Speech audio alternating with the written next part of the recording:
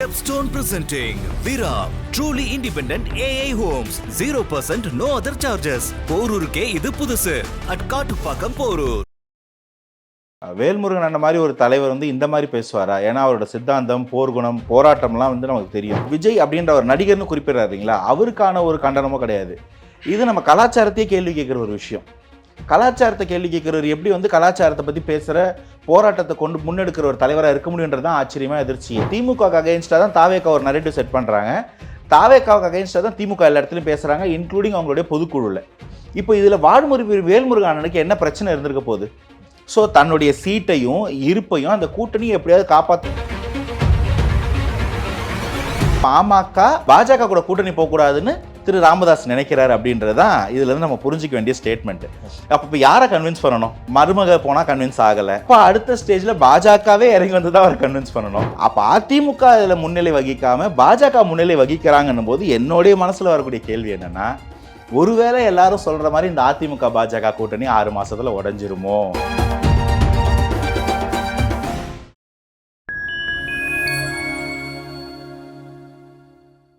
ஃபைன்டம் media நேயர்களுக்கு வணக்கம். நான் உங்கள் சங்கீதுவன். நம்ம சிறப்பு நிகழ்ச்சியில் நம்ம இணைந்திருக்கிறார் மதிப்பிற்குரிய அரசியல் விமர்சகர் திரு அனந்தஜித் அவர்கள். வணக்கம். வணக்கம். எப்படி சார் இருக்கீங்க? நல்லா இருக்கேன், நீங்க எப்படி இருக்கீங்க? நல்லா இருக்கேன் சார். தமிழக வெற்றி கழகத்தின் தலைவர் விஜய் அவர்கள் மாணவர்களுக்கு தொடர்ந்து 3ஆம் ஆண்டாக கல்வி விருது வழங்கும் விழாவை சிறப்பாக நடத்தி வருகிறார். தொடர்ந்து மாணவர்களை ஊக்கமளிக்கும் விதமாக மாணவர்களுக்கு நல்ல போதனைகளையும் போதித்து அவருடைய அடுத்த கட்ட முயற்சிக்கு ஒரு நல்ல ஒரு வித்திடும் விதமாகத்தான் மாணவர்களை என்கரேஜ் பண்ணிட்டு வராரு.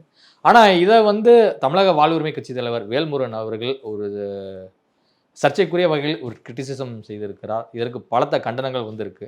நான் விஜயை அப்படிலாம் எதுவுமே நான் பேசலை, நான் பொதுவாக சினிமா நடிகர்கள் அப்படிங்கிற மாதிரி குறிப்பிட்டேன் அப்படிங்கிறார். இந்த பேச்சை எப்படி புரிந்து கொள்ளணும்? முதல்ல இந்த பேச்சுக்கு வலுத்த கண்டனங்கள் நியாயம்தான். முதல்ல இது ஒரு பெரிய அதிர்ச்சியாக இருந்துச்சு எல்லாருக்குமே. வேல்முருகன் அந்த மாதிரி ஒரு தலைவர் இந்த மாதிரி பேசுவாரா? ஏன்னா அவரோட சித்தாந்தம், போர்க்குணம், போராட்டம்லாம் நமக்கு தெரியும். இப்படி மக்களோட அரசியலில் இருந்த ஒருத்தர், இந்த கலாச்சாரத்தை தெரிஞ்ச ஒருத்தர் இப்படி ஒரு ஸ்டேட்மெண்ட் வைப்பாரா? ஏன்னா அது தனிப்பட்ட முறையில் தாவேக்கா தலைவருக்கு ஒரு கண்டனமோ இல்லை அந்த விஜய் அப்படின்ற ஒரு நடிகர்னு குறிப்பிடுறாருங்களா, அவருக்கான ஒரு கண்டனமோ கிடையாது. இது நம்ம கலாச்சாரத்தையே கேள்வி கேட்குற ஒரு விஷயம்.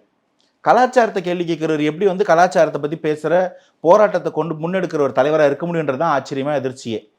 ஏன்னா இந்த அன்பு பரிமாற்றம் தாங்க. ஒரு குழந்தைக்கு ஒரு அப்பா முத்தம் கொடுக்கறது, ஒரு அண்ணனுக்கு தங்கச்சி அக்காவுக்கு, இதெல்லாம் எவ்வளோ ஒரு சாதாரண விஷயம். ஒரு அன்பு பரிமாற்றம் அது மனுஷங்கிட்ட மட்டுமா இருக்குது, நாய் பூனைக்கிட்ட கூட இருக்குது. இதை எடுத்துட்டு இப்படி ஒரு அசிங்கமான ஒரு வார்த்தையில் ஒரு பொதுவெளியில் ஒரு மேடையில் வேல்முருகனை பேசுவார் அப்படின்னா அது அந்த அதிர்ச்சியிலேருந்தே யாரும் இன்னும் மீளலை. அதுதான் உண்மை. இதுக்கு என்ன காரணம்? ஏன் இப்படி பேசணும் அப்படின்னா காம்ப்ரமைஸ் அரசியல். திமுகவோட சின்னத்தில் திமுக கிட்ட சீட்டு வாங்கி நின்னவர் இன்னைக்கு அஇஅதிமுக பக்கம் போக முடியாத நிலைமை. ஏன்னா அவர் அஇஅதிமுக எதிராக பல போராட்டங்களை முன்னெடுத்தார் அந்த செட்டில். மோரோவர் பாமக அங்கே போகிறாங்க அப்படின்னும் போது அந்த பெல்ட்டோட ஓட்டை திமுக வச்சு கேபிட்டலைஸ் பண்ணிக்கலாம் அப்படின்றது திமுகவோட ஒரு எண்ணமாக இருந்துச்சு 2021 பொறுத்த வரைக்கும். இப்போ இவருக்கு அதிமுக கேம்பில் இடம் இல்லை, வேற எங்கேயும் பெருசாக வாய்ப்பு இல்லைன்னு போது திமுகவில் தன்னுடைய இடத்தை எப்படியாவது ஊர்ஜிதப்படுத்திக்கணும் அப்படின்ற ஒரு முன்னெடுப்பில் அவர் செயல்பட்டு இருக்கிறதா தான் நான் பார்க்குறேன். திமுகவோட மாஸ்டர்ஸை கன்வின்ஸ் பண்ணுறதுக்கும் நல்பேர் எடுக்கிறதுக்கும் தன்னுடைய இவ்வளோ நாள் அரசியல் வாழ்க்கையில் சேர்த்து வச்ச பேரை ஒரு மேடையில் இழந்துட்டாரோ அப்படின்றது தான் என்னுடைய பெரும் வருத்தமே. அதிகாரிகள் கட்டுப்பாட்டில் ஒட்டுமொத்த ஆட்சி நிர்வாகமும் இருக்கிறதா? அப்போ முதலமைச்சருக்கு இதெல்லாம் தெரியாதா? அதிகாரிகள் மட்டத்தில் பார்த்தீங்கன்னா RSS ஊடுருவல் இருக்குது அப்படிங்கிறலாம் பகிரங்கமாக குற்றச்சாட்டு முன்வைத்தவர் தான் வேல்முருகன் அவர்கள். ஸோ அப்படி இருக்கும்போது தமிழ்நாடு அரசுக்கு எதிராகவே பல போராட்டங்களில் பல கண்டனங்களை தெரிவிச்சிருந்தாரு. இடையில சபாநாயகர் அப்பா முன்பு கூட பலத்த தன்னுடைய எதிர்ப்பை பதிவு பண்ணியிருந்தாரு. அடுத்த 2 நாள்லேயே சமாதானம் ஆயிட்டாரு. இப்போ அவ்வளோ எதிர்ப்பு தெரிவித்தோம், இவ்வளோ போராட்டம் பண்ணியும் திரும்பி இப்போ 2026 திமுக கூட்டணி தானே இருக்க போறாரு. இப்போ இந்த மாதிரி ஒரு ஈவெண்ட் நடத்துறதுல வாழ்வுரிமை கட்சி வேல்முருகனுக்கு என்ன பிரச்சனை? இது திமுகவுக்கு தான் பிரச்சனை. திமுகவுக்கு அகைன்ஸ்டாக தான் தாவேக்கா ஒரு நரேட்டிவ் செட் பண்ணுறாங்க. தாவேக்காவுக்கு அகைன்ஸ்டாக தான் திமுக எல்லா இடத்துலையும் பேசுகிறாங்க, இன்க்ளூடிங் அவங்களுடைய பொதுக்குழுவில். இப்போ இதில் வாழ்முறை வேல்முருகனுக்கு என்ன பிரச்சனை இருந்திருக்க போகுது? ஸோ தன்னுடைய சீட்டையும் இருப்பையும் அந்த கூட்டணியை எப்படியாவது காப்பாற்றிக்கணுன்ற ஒரே எண்ணத்தில் அந்த அரசியல் காம்ப்ரமைஸ்க்காக திமுகவின் மாஸ்டர்ஸை எப்படியாவது கன்வின்ஸ் பண்ணணும், அவங்கள சந்தோஷப்படுத்தணுன்ற ஒரே எண்ணத்தோடு பேசினதாக தான் அதை பார்க்குறேன். ரெண்டாவது, இந்த அநாகரிக சொல்லை பற்றி நிறைய பேசிக்கிட்டு இருக்கோம் எல்லாரும், அதை நம்ம கடந்து போகணும், இதை மறந்துடணும் அப்படின்னு நினைக்கிறேன். கிட்டத்தட்ட முடிய மாட்டேங்குது. ஏன்னா அவர் அதுக்கு வருத்தமும் படலை.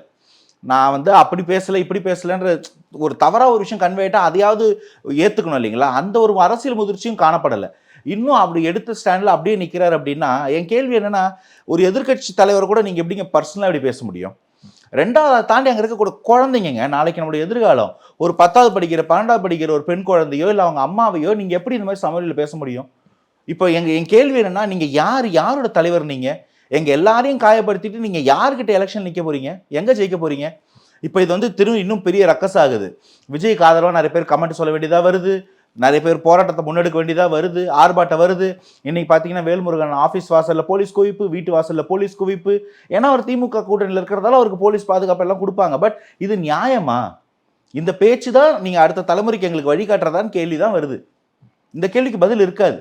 4 மாதம் கழிச்சு இல்லை அடுத்த எலெக்ஷனில் தோத்த பிறகு, மார்க் மை வேர்ட்ஸ், தோத்த பிறகு இது பெரிய ரெக்ரெட்டாக மாறும். எப்படி சரி செய்ய போறாருன்றதான் என் கேள்வி. ஆனால் அதே சமயம் என்ன வந்து இந்த யூடியூப்ல இன்னும் சமூக வலைதளங்களெல்லாம் வந்து உட்காந்துக்கிட்டு இந்த அஞ்சாம் குஞ்சான்லாம் வந்து என்னை திட்டிகிட்டு இருக்கிறாங்க, அதெல்லாம் வந்து நல்லதுக்கு இல்லை, என்னை இது மாதிரி திட்ட வைக்கிறதெல்லாம் இவங்களுக்கு நல்லது இல்லை அப்படிங்கிற மாதிரி குறிப்பிட்டிருக்காரு.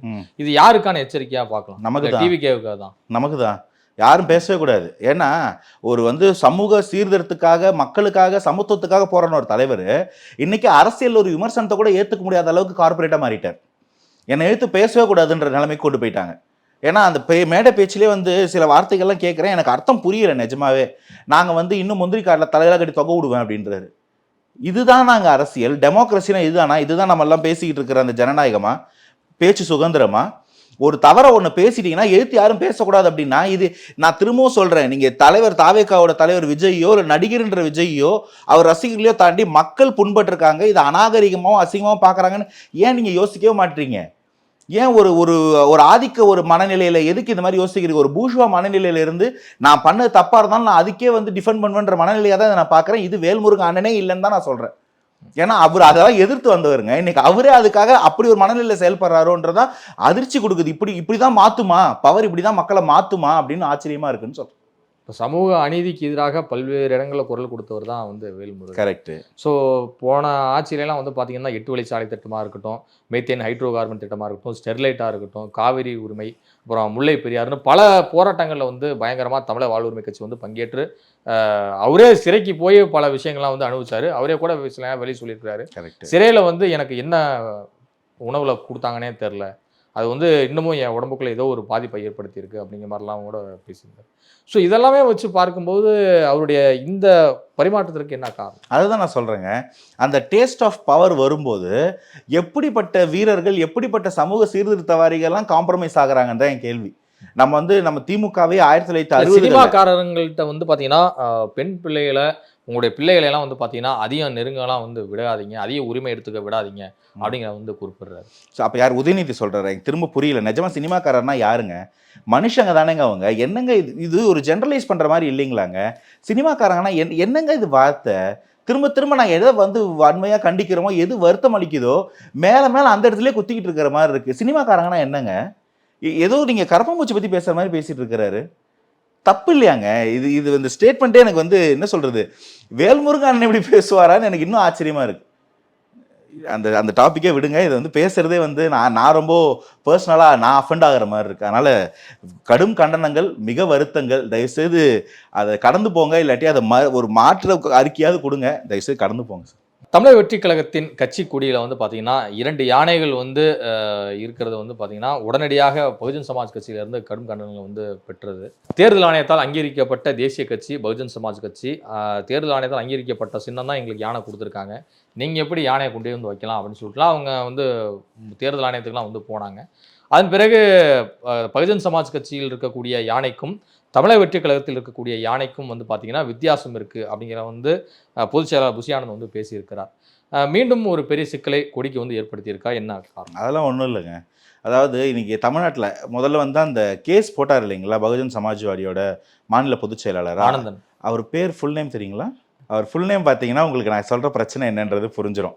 இதுக்கு பின்புலத்தில் யார் இந்த கேஸ் போட வச்சுருப்பாங்கிறது தெரியும். ரெண்டாவது வந்து இந்த கேஸ் வந்து தாவேக்காவை ஒரு விமர்சனம் பண்ணிட்டாலோ, தாவேக்காவை பற்றி ஒரு விஷயத்தை கொண்டு வந்துட்டாலோ, அது வந்து தங்களுக்கு ஒரு சுய விளம்பரத்தை ஏற்படுத்திக்கிற நிலைமைக்கு தமிழக அரசியல், பல முன்னேறிய அரசியல்வாதிகள், மக்கள் ஆதரவு பெற்றவர்கள்லாம் இன்னைக்கு அந்த நிலைமைக்கு வந்துட்டாங்க. ஸோ இவர் அந்த நிலைமைக்கு போகிறதோ, அந்த மாதிரி ஒரு கேஸ் போடுறதோ பெரிய ஆச்சரியம் ஒன்றும் இல்லை. தவறவும் பகுஜன் சமாஜ்வாடியோட அந்த யானை சின்னத்துக்கும் தாவேக்காக்கு யானை சின்னம் கொடுத்தா நீங்கள் அதை கண்டெஸ்ட் பண்ணலாங்க. எங்களோட சின்னம், எங்களுடைய வாக்கு அவங்களுக்கு போயிடும் அப்படின்னு. இது கொடியில் இருக்கக்கூடிய ஒரு அவங்க லட்சணையாக வச்சிருக்கிறாங்க. யானையே யாரும் தொடக்கூடாது அப்படின்னு எனக்கு புரியவே இல்லை. இவங்க எப்படி இருக்கிற எல்லா வைல்ட் லைஃப் சாங்சுரிஸ், நேஷனல் பார்க்ஸ்லாம் யானை இருக்கக்கூடாதுன்னு சொல்லுவாங்க போல இருக்கு போகிற போக்கில்.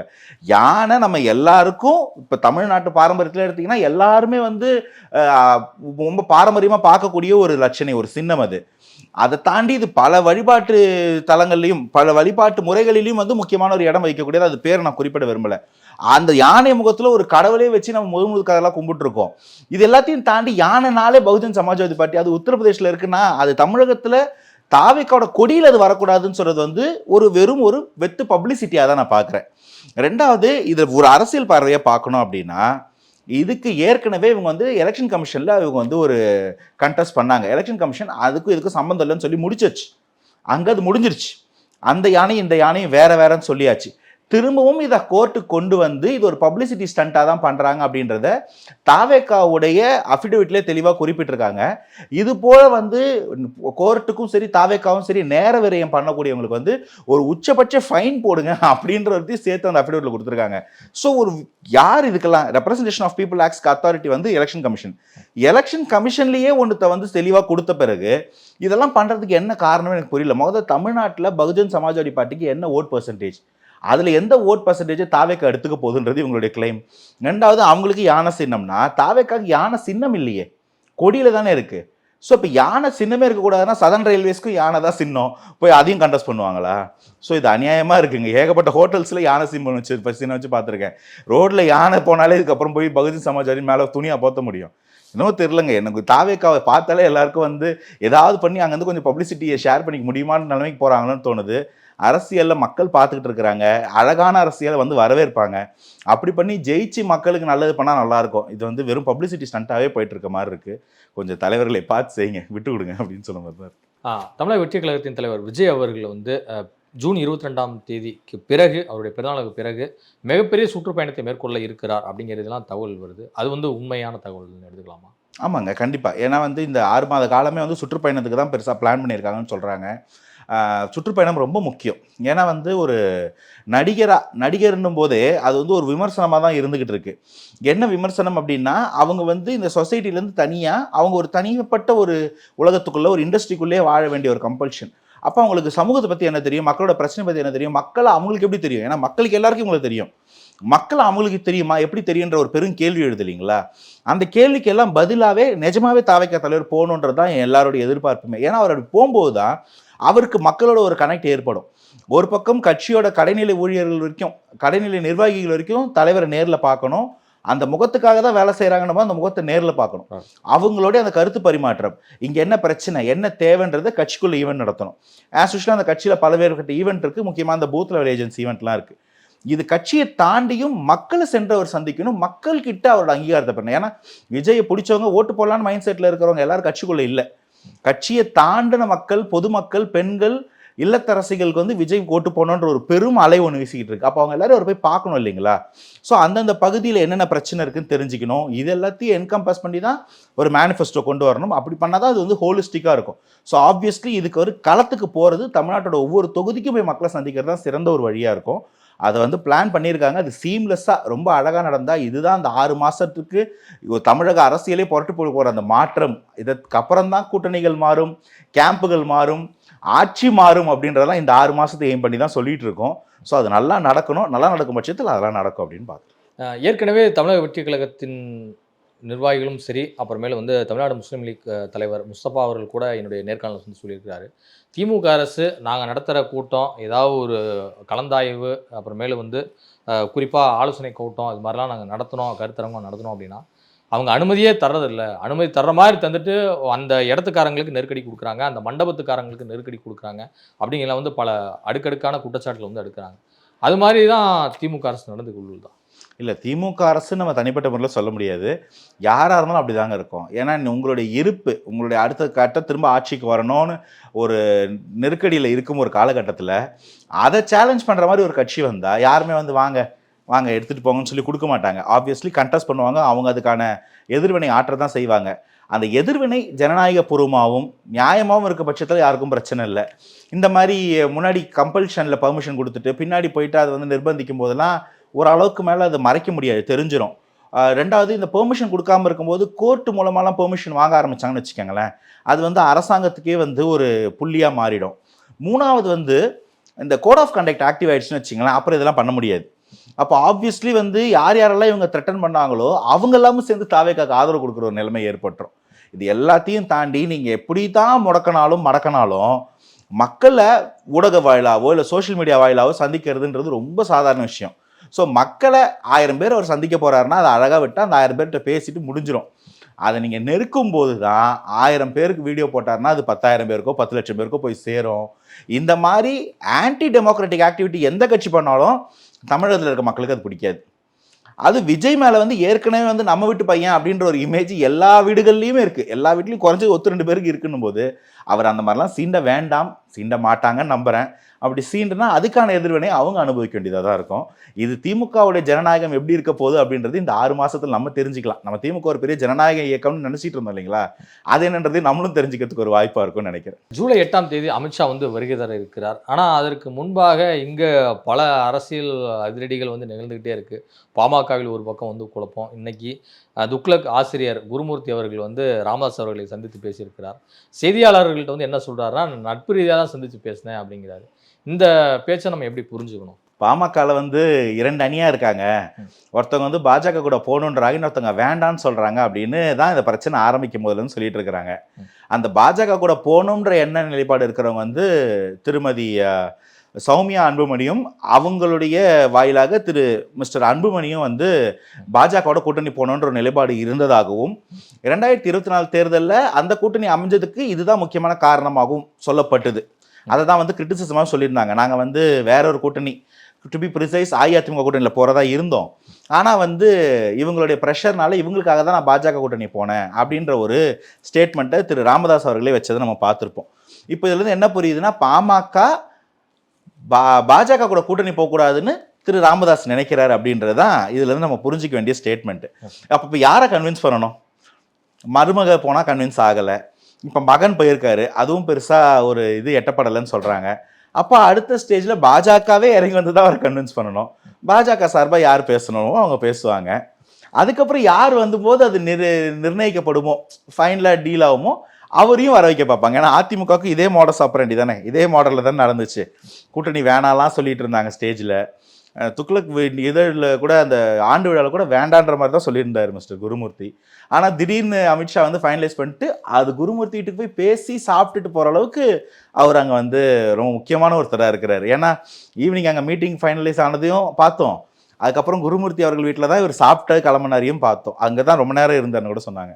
ஸோ அப்போ அவருக்கு வந்து இங்கே பெரிய ஒரு இம்பார்ட்டன்ஸ் இருக்குது, அவருக்கு இதெல்லாம் செய்வார் அப்படின்னு மேலிடம் நம்புது பாஜக அப்படின்னா அவர் அதை செய்கிறாரு. ஆப்வியஸ்லி பாமகவை உடையாத பாமகவை பாஜக கூட்டணிக்குள்ளே கொண்டு வர்றது தான் வந்து எதிர்பார்ப்பாக இருக்கும். ஏன்னா மத்திய தேர்தலை காட்டிலும் மாநில தேர்தலில் பாமகவுக்கு ரொம்ப ஒரு முக்கியமான இருக்கும் வட மாவட்டங்களை பொறுத்த வரைக்கும். அப்போ இதில் பாமக உள்ள வரணுன்ற எதிர்பார்ப்பு இருக்கலாம். இதை தவிரவும் வந்து அதிமுகவை வச்சு பாமகவை கன்வின்ஸ் பண்ணாமல் பாஜகவே இறங்கி பாமக கன்வின்ஸ் பண்ணுறது தான் இங்கே நம்ம ரொம்ப முக்கியமாக பார்க்க வேண்டிய ஹைலைட்டட் வேர்டு. இல்லை, அதிமுகவின் சைதை துரைசாமி தானே கூட போயிருக்காரு. சைதை துரைசாமி வந்து எலெக்ஷன்ஸ் வரும்போதெல்லாம் வந்து அவர் ஒர்க் பண்ணுறாரு, அதிமுகவுக்கும் ஒர்க் பண்ணுறாரு, அதிமுக போன்ற பல பேருக்கும் ஒர்க் பண்ணுறாரு, ஹெல்ப் பண்ணுறாரு. அவரை நம்ம வந்து இதில் மெயின் பண்ண வேண்டாம். அதிமுகவின் சார்பாக யாரும் போல. என் கேள்வி என்னென்னா, அதிமுக தான் கன்வின்ஸே பண்ணியிருக்கணும். ராமதாஸையும் அன்புமணி ராமதாஸையும் பேசி நீங்கள் இங்கே வாங்க நம்ம பேசிப்போம். ஏன்னா இங்கே பிரச்சனையே அதிமுகவா பாஜகவான்றது தான். அப்போ அதிமுக ஏன்னா அவங்க 2 பேரும் ஒரு கூட்டணியில் இருக்காங்க, அதிமுக பாஜக. ஸோ இப்போ அதிமுக பாமக கன்வின்ஸ் பண்ணலாமா, பாஜக பாமக கன்வின்ஸ் பண்ணலாமா? ஈஸியஸ்ட் ரூட் எனக்கு தெரிஞ்சது அதிமுக போய் பாமக கன்வின்ஸ் பண்ணுறதா. ஏன்னா கிட்டத்தட்ட ஒரே கூட்டணி தான். நீ அப்படி போய் இப்படி வந்தா என்ன, இப்படி போய் அப்படி போனா என்ன? ஏன்னா இந்த பக்கம் அதிமுக, இந்த பக்கம் பாஜகன்னும் போது அப்போ அதிமுக இதில் முன்னிலை வகிக்காமல் பாஜக முன்னிலை வகிக்கிறாங்கன்னும் போது என்னுடைய மனசில் வரக்கூடிய கேள்வி என்னென்னா, ஒருவேளை எல்லாரும் சொல்ற மாதிரி இந்த அதிமுக பாஜக கூட்டணி 6 மாசத்துல உடைஞ்சிருமோ, பாஜக தலைமையில பாமகவோட தோழமையில டிடி தினகரன், ஓபிஎஸ் போன்றவர்கள் அரவணைச்சு ஒரு கூட்டணி அமைஞ்சிருமோ, அப்ப அஇஅதிமுக தனியாக விடப்படுமோ, ஒருவேளை தனியாக விடப்படாத பட்சத்தில் தாவேக்கா அங்க போகணும் அவங்க எதிர்பார்க்கறாங்களோ, இப்படி ஒரு பெரிய கேள்விக்குறி வருது. ஸோ அந்த கேள்விக்குறியை தான் எனக்கு இந்த இடத்துல திரும்ப வந்து அது ரீட்ரேட் ஆகுது. ஏன்னா பாமக கிட்ட அதிமுக பேசாம பாஜக பேசுறது என்ன சொல்ல வரும், எனக்கு இதுதான் சொல்லுது. அதை கொஞ்சம் வெயிட் பண்ணி தான் பார்க்கணும். இந்த 6 மாச சஸ்பென்ஸ்க்கு அப்புறம் தான் இது எல்லாத்துக்கும் முடிவு கிடைக்கும். பாமக விவகாரத்தில் குருமூர்த்தி நடுவராக சென்றது ஏன்? அது மட்டும் இல்லாமல் தொடக்க காலத்தில் இடதுசாரி சிந்தனையாளரால் வளர்க்கப்பட்ட பாமக தற்போது வலதுசாரி இயக்கமாக மாறிவிட்டது அப்படிங்கிற ரீதியில் வந்து குறிப்பிட்டிருக்காரு விசிக தலைவர் திருமாவளவன் அவர்கள். உங்களுடைய கருத்து என்ன? இதுக்கு கருத்து சொல்றதுக்கு ரொம்ப அனுபவமோ மூளையோ வேணும், நமக்கு அவ்வளோலாம் இல்லை. வலதுசாரினா என்ன, இடதுசாரினா என்னன்னு நினைக்கிறீங்க? மாற்றத்தையே விரும்பாதவங்க என்ன எப்படி இருக்கோ அது அப்படியே இருக்கணும்னு நினைக்கிறவங்க வலதுசாரி. மாற்றம் வேணும் அப்படின்னு நினைக்கிறவங்க இடதுசாரி. எனக்கு தெரிஞ்ச வரைக்கும் சிம்பிளான டெஃபினேஷன் இதுதான். இப்போ சாதிய கட்டமைப்புன்றது வலதுசாரி சிந்தனையா இடதுசாரி சிந்தனையா? ஒரு ஆதிக்க சாதி மனநிலை அப்படின்பது வலதுசாரியா இடதுசாரியா? மாற்றம் வேண்டாம், நாங்கள் தான் ஆண்டோம், நாங்களே ஆண்டுக்கிறோம்னு சொல்கிறது தானே வலதுசாரி. அப்போது இப்போ அவங்களை நீங்கள் இடதுசாரின்னு எந்த விதத்தில் யோசிக்கிறீங்கன்னு எனக்கு புரியலை. ஸோ வலதுசாரி சிந்தனையாளர்கள் பல பேரும் பல இடதுசாரி போராளிகளை வலதுசாரியாக மாற்றி விட்டனர், இல்லை அவங்களை அட்லீஸ்ட் சோ கால்டு நடுநிலைக்கு கொண்டு வந்துட்டாங்க அப்படின்னு தான் வந்து ஜென்ரலாக பொலிட்டிக்கல் சயின்ஸில் என்னால் டெரைவ் பண்ண முடியுது. அதை தாண்டி இன்னைக்கு வந்து பாமகவையும் பாஜகவையும் குறித்து திருமாவளவன் வந்து வச்ச விமர்சனத்தை வந்து ஒரு திமுக கூட்டணியில் இருக்கக்கூடிய முக்கியமான தளபதி அதிமுக பாஜக கூட்டணி மேலே இருக்கிற ஒரு முக்கியமான கூட்டணி மேலே ஒரு விமர்சனம் வைக்கிறாருன்னு சொல்லி நான் சிம்பிளாக கடந்து போகிறதுக்காக ஆசைப்படுறேன். அதை அந்த வழியிலே நான் கடந்து போய்க்கிறேன். வேல்முருகன் இது மாதிரி வருத்தம் தெரிவிக்காவிட்டால் தாவேக்காவினுடைய அடுத்த கட்ட திட்டம் என்னவா இருக்கும்? என்ன போராட்டம் முன்னெடுப்பாங்க? இல்லை, எனக்கு தெரிஞ்சு தாவேக்கா இதுக்கு போராட்டம் பண்ண மாட்டாங்க, பண்ண வேண்டாம் தான் நினைக்கிறேன். ஏன்னா மக்கள் எழுச்சின்னு ஒன்று வந்துருங்க. ஏன்னா குழந்தைங்க பக்கத்துட்டு ஃப்ரெண்ட்ஸ் வரைக்கும் என்னங்க அந்த விஜய் சாரோட அந்த வீடியோ ஷேர் பண்ணி எவ்வளோ க்யூட்டாக குழந்தை மாதிரி அந்த குழந்தைங்க கூட விளையாடுறாரு, பேசுகிறாரு, இது எப்படிங்க அசிங்கமாக சொல்கிறாருன்ற ஒரு மக்கள் கேள்வி எழுப்பிட்டாங்க. இந்த கேள்வி எலெக்ஷன்லேயே பிரதிபலிக்கும்னு நான் புரிஞ்சுக்கிறேன். ஏன்னா ஒரு 6-8 மாதம் தான் இருக்குது எலெக்ஷனுக்கு. இந்த காலகட்டத்தில் போயிட்டு வந்து இஷ்டத்துக்கு வந்து ரொம்ப பரிச்சயமான ஒருத்தரை வந்து இப்படி டிஃபைம் பண்ணுறது நல்லா இருக்காது. ரெண்டாவது நம்ம ஊரில் நம்ம குழந்தைங்களையோ பெண்மணிகளோ ஒன்று சொன்னால் யாருக்குமே ஏற்றுக்காது. இந்த சாதி மதம் இந்த குப்பையெல்லாம் தாண்டியும் இப்படிலாம் பேசக்கூடாது, தப்பு அப்படின்ற ஒரு மைண்ட் செட்டுக்கு வந்துடுவாங்க. அது ஆப்வியஸ்லி எலெக்ஷனில் எதிரொலிக்கும் அப்படின்றது தான் என்னுடைய புரிதல். இதுக்கு தாவேக்கா ஒரு போராட்டத்தை முன்னெடுக்க வேண்டிய அவசியம் இல்லை. ஏன்னா தாவேக்கா வந்து திரும்பவும் சொல்கிறேன், தாவேக்கா தமிழகத்துக்கே ஒரு ஜென்ரல் பார்ட்டியாக மெயின் ஸ்ட்ரீம் பார்ட்டியாக எல்லாருக்குமான பார்ட்டியாக வந்து நிற்கிது, பிறப்போக்கும் எல்லா உயிருக்கும்னு. அந்த ஒரு நிஷே வந்து வேல்முருகன் கிடையாது. நாளைக்கே வேல்முருகனால் தனியாக நிற்க முடியுமா 234 தொகுதிக்கு? இல்லை அப்படி நின்னாலும் வந்து அவரால் சிஎம் கேண்டிடேட்டாக மாற முடியுமா? அவர் ஒரு கேம்பில் இருக்கக்கூடிய ஒரு எம்எல்ஏ சீட்டு வாங்கி நிற்கக்கூடிய ஒருத்தர். ஸோ அவர் ஒரு கூட்டணி கட்சி. தாவேக்கா ஒரு தனி பெரும்பான்மைக்காக வர ஒரு கட்சி. இந்த முறை கூடுதலான தொகுதிகளை வந்து பெற தமிழக வாழ்வுரிமை கட்சி திட்டமிட்டு இருக்குது. யாருக்கிட்ட இருந்து யார் தராங்களாம்? திமுக கூட்டணி தராங்களாமா? சார் லாஜிக்கே இல்லை சார். இது எல்லாரும் சொல்லிக்கிட்டு இருக்கிற கற்பனையாக தான் நான் பார்க்குறேன். திமுக தன்னுடைய கூட்டணியை விஸ்தரிக்கிறதுக்கு என்னென்ன வேலை பண்ணுமோ அதெல்லாம் பண்ணிக்கிட்டு இருக்கிறாங்க. தேமுதிக உள்ள கொண்டு வரது கூட வழி பண்ணிக்கிட்டு இருக்கிறாங்க. தேமுதிகக்கு ஒரு நெகோஷியேட்டிங் ஸ்பேஸை கிரியேட் பண்ணி கொடுத்துருக்காரு முதல்வர் பொதுக்குழு கூட்டத்தில்.